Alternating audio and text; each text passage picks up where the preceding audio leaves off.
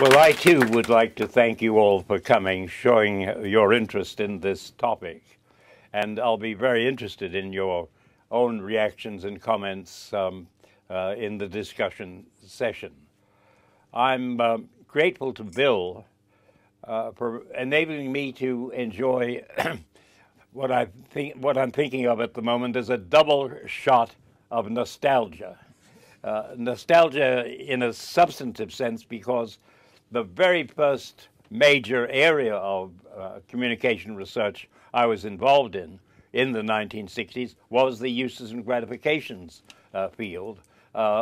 Subsequently, I went on to other things, but it's almost as if I cut my teeth on research in that area. And a double shot of nostalgia, because my old friend and collaborator from a long way back and up until almost the present, Dennis McQuail, is with us as well.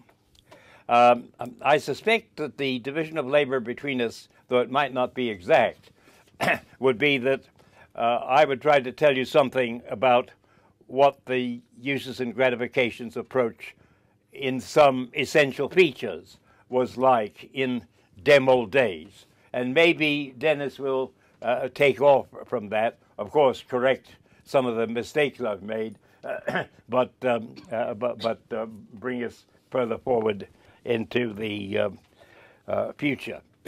Where did it all start?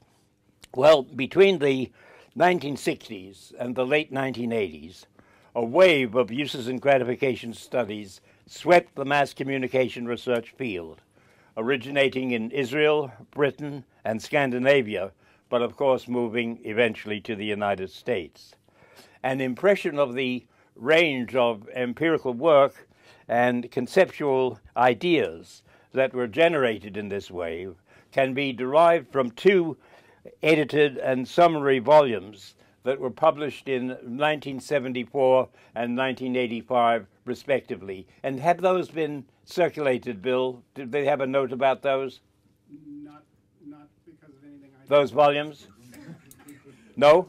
So, sorry. Yes? No, Maybe? no. What? Probably not.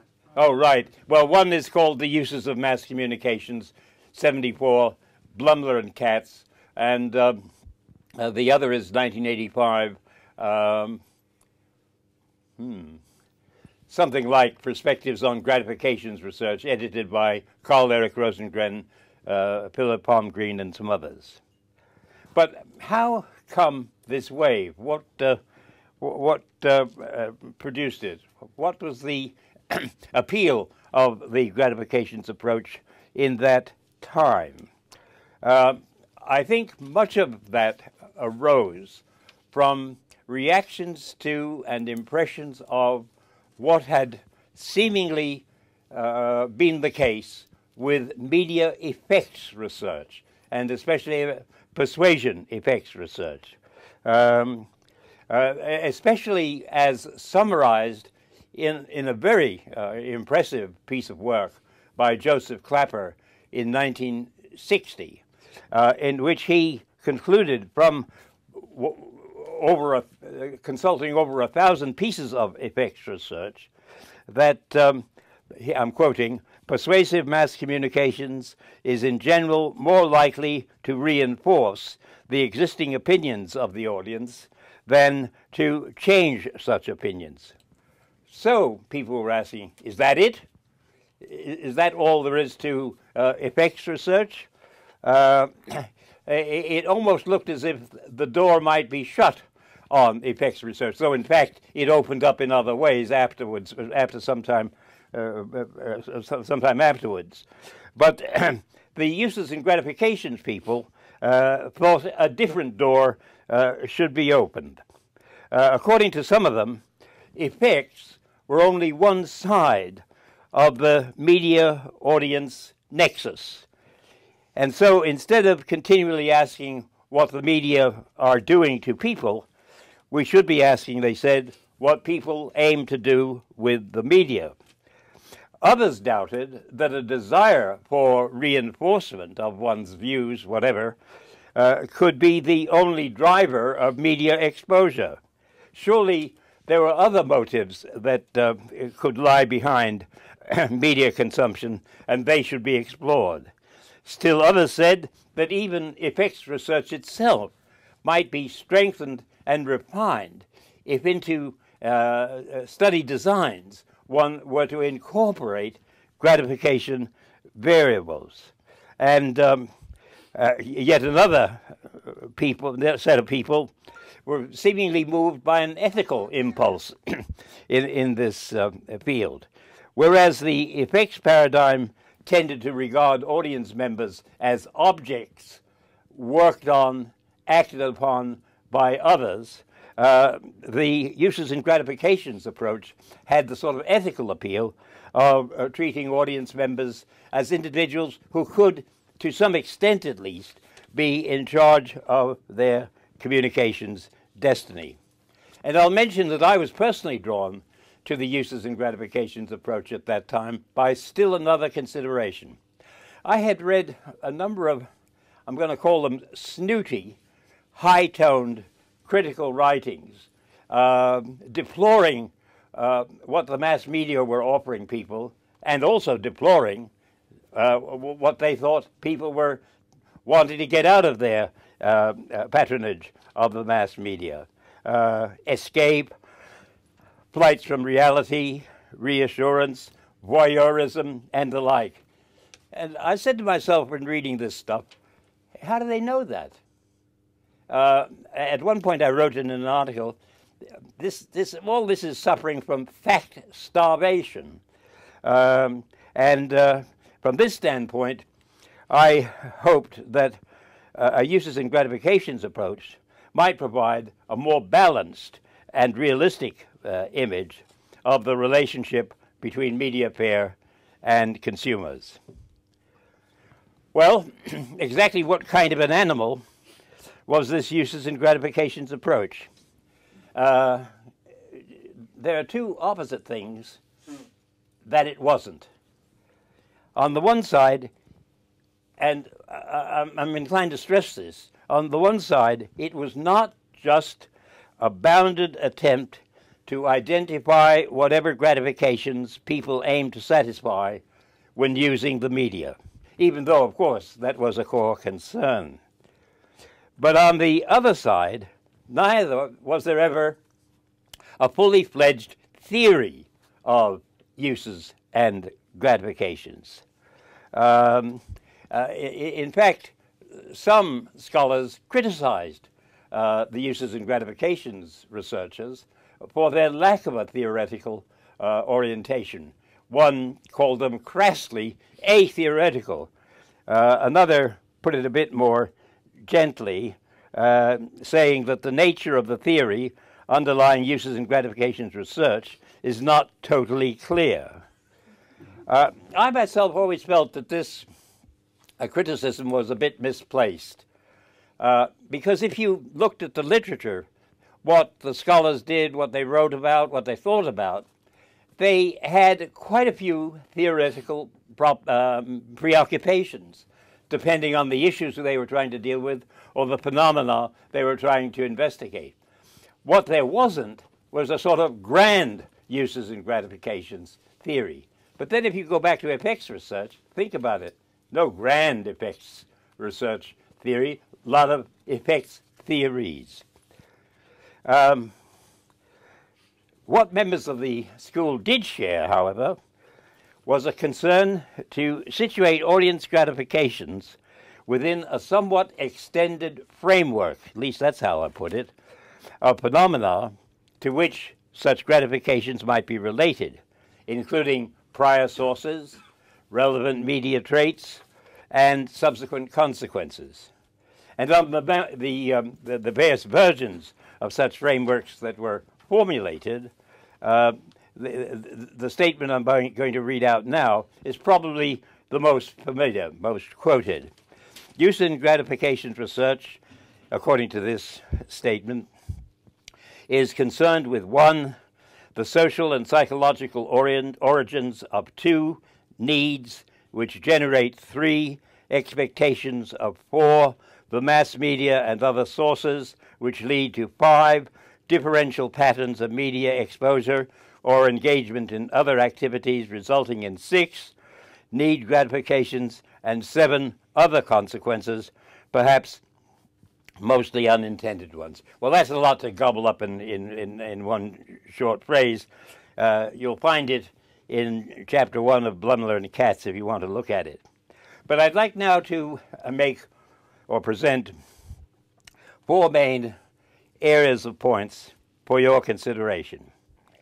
The first concerns the identification and measurement of audience gratifications themselves. Although before the 1960s, a few insightful, even path-breaking studies of audience involvement in certain media forms, for example, some about how American housewives related to soap operas on the radio, and one about how New Yorkers reacted to the fact that the papers were on strike and they were missing whatever they're getting out of it, that sort of thing. These were quite good studies in themselves, but they were largely descriptive and lacked connections across each other. With the later uses and gratifications approach proper, there came instead an attempted quantitative operationalization of gratifications and attempts to see if gratifications sought or obtained from the mass media could be treated as variables across individuals, across media products, etc. And in this central respect, I do think that the uses and gratifications scholars were relatively successful. As I put it in a circulated note, but I guess you haven't had it, the empirical detection and measurement of gratification sought or obtained from a wide range of media materials proved in the end to be relatively easy, provided that the attempt to get at them was undertaken properly. Why easy? Well, I think in our experience it did turn out that people were quite comfortable, quite convincing, quite fluent even, when asked to talk about their relationship to media in roughly gratifications terms. Okay, they might not use the word, but you could get from what they would say when you were asking them questions about the media they used, you could derive relatively readily things to do with their sought gratifications. But when I say when undertaken properly, I do so, and I do feel this quite strongly about this kind of area, to underline the need to tap audience gratifications, I'm going to say, from the qualitative ground up, not just to infer them from what they seem to be following in the media, nor even just to derive them from some theoretical standpoint that is in one's mind. And if I can just mention 3 different examples of that approach in those early days. One was in the study of British viewers and voters' orientations to political broadcasts during the 1964 general election campaign, the one that Dennis and I worked on from the outset. And before we got round to sort of producing items of why people might follow a campaign or not, we conducted a survey with, I think, roughly 90 people, a lot of questions about how they felt about, how they looked forward to or not political broadcasts. This was before a Labour Party broadcast was in fact going to come on air, and a 40-minute interview of that kind with quite a lot of open-ended questions. So from that material, we derived a set of items that did us great duty in our proper survey, 8 reasons for following a campaign on television, 9 reasons for avoiding one.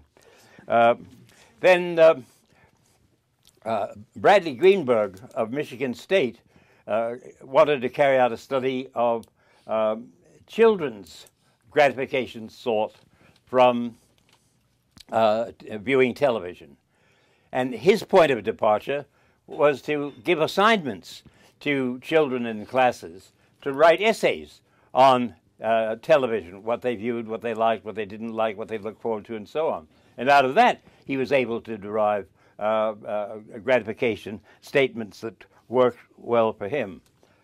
And then in a later study, which Dennis was very much involved in Leeds, where we looked at people's orientations to 6 different kinds of programs, we started with focus group discussions. Got a lot of statements out of that, administered those statements to a quota sample, cluster analyzed those results, and okay, hey presto, we had some good gratification material. The point about this is that I think this way of going about trying to elicit relevant gratifications, it doesn't only enhance the likely validity of your measures, but it also means you're not going to miss what I'm going to call the multiplicity inherent in these phenomena. By that I mean that much of the gratifications research has shown that it isn't as if a person, say, just has a leading gratification that he is moved by in relation to the media he consumes. No, he can be moved by several. And similarly, if you look at media products that may be attractive to people, they don't just stand in each case for one dominant gratification type appeal. They too can, as it were, cast forward several appeals inherent in the product concerned. And if instead you go at all this by postulating some single gratification for some single communication activity, well, you just miss that likelihood, that possibility of multiplicity in the data. Now, my second point is that the scholars concerned didn't confine themselves to the production of discrete findings. Some sought also to derive from their or other people's findings more general typologies of the kinds of gratifications that many audience members seem to be seeking from media fare. Now, although these typologies did differ from each other somewhat, they did also share some commonalities. Probably the most parsimonious of them was a tripartite scheme. One was sort of cognitive, surveillance of the world, wanting to learn more, that kind of thing. A second was diversion, escape from different sorts of things, wanting to get away from things in one's environment. And a third was what we called, or what they called, personal identity, which was a concern to, brought together concerns to use media materials to think about oneself, one's situation, what one's like, what one might face in life, things like that.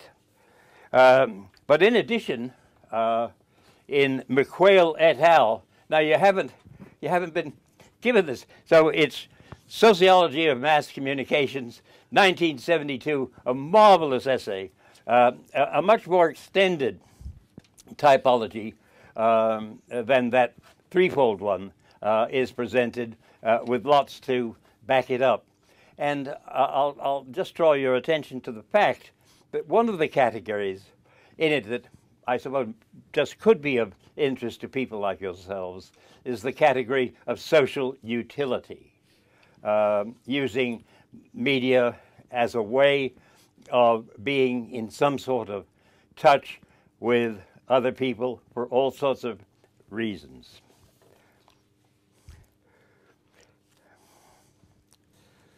Now, thirdly, I'd like to just quote a statement by Robert Merton, written in 1949, in which he said that gratifications derived from mass communications are not merely psychological, they are also a product of the distinctive social roles of those who make use of those communications. And by 1985, Philip Palmgreen, in that 1985 volume, reported that about 20 studies had been completed of the relationship between social background factors of various kinds and media gratifications sought or obtained. And he concluded from this, quoting from him, that sufficient empirical evidence to state that many uses of the mass media do appear to have their origins in social structure and social processes has been collected. Now, the actual findings on that front are very detailed, and certainly too detailed and complex to try to summarize them here. But three outcomes of that part of the research might deserve a mention. And this is another thing that I want to stress. One is that the standard demographic variables, age, gender, social class, occupation, education, didn't take you all that far in explaining in social origins terms the kinds of gratifications people might be looking for in their media use.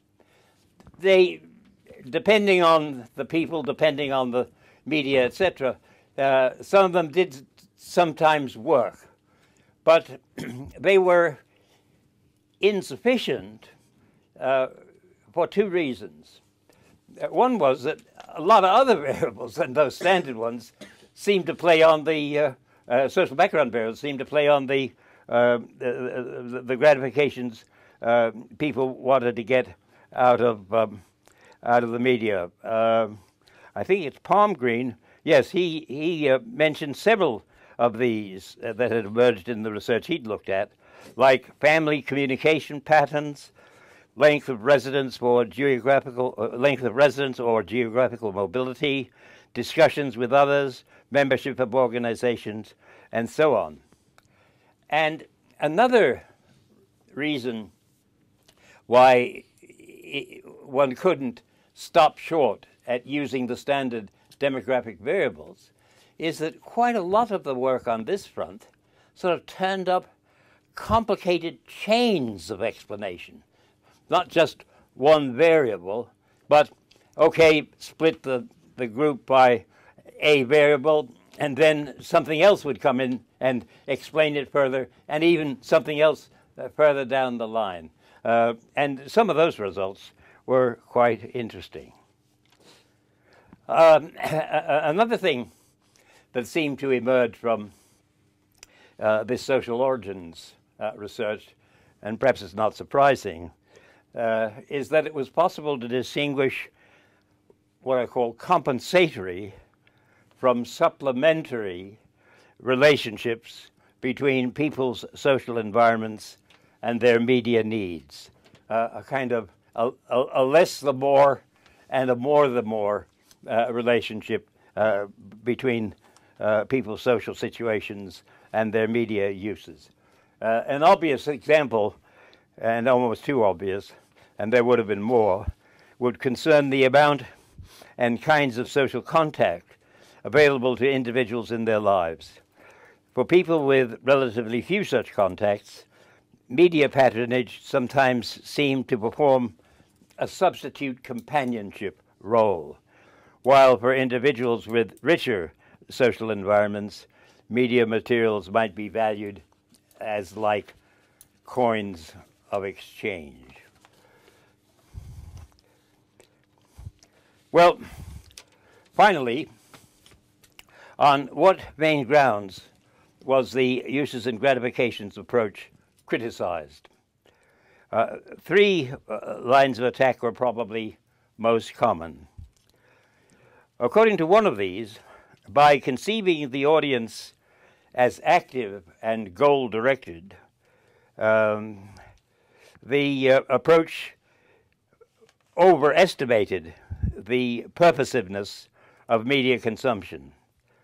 In one critic's words about this, quoting, most mass media experiences represent pastime rather than purposeful activity, very often reflecting chance circumstances within the range of availabilities rather than the expression of psychological motivation or need. Well, some uses of gratification people had a sort of response to this criticism. In effect, what they concluded was that instead of the notion of an active audience being accepted as an article of faith, it ought to be treated as a basis for empirical questions, find different ways of trying to ascertain how far and in what ways people were prepared to be active according to what definitions of activity in their media use. According to another line of criticism, the uses and gratifications approach overestimated the clout that satisfaction-seeking audience members could wield in the mass communication process at large. Originating little, if anything, themselves, they have to make do, it was argued, with what other individuals and groups provide. Other individuals and groups often subject themselves to yet other powerful forces. But a third critique may have been most influential in terms of the history of audience research in these countries generally. This was that most uses and gratification researchers failed to consider the meanings that audience members might be taking from media materials. How could audience activity itself be more suitably manifested, one critic asked, than in the process of arriving at perceptions and interpretations of the meanings of mass media contents? Some of us tried to have a response to that as well, seeking in a way to incorporate research on meanings with research on gratifications. I don't think that came to anything.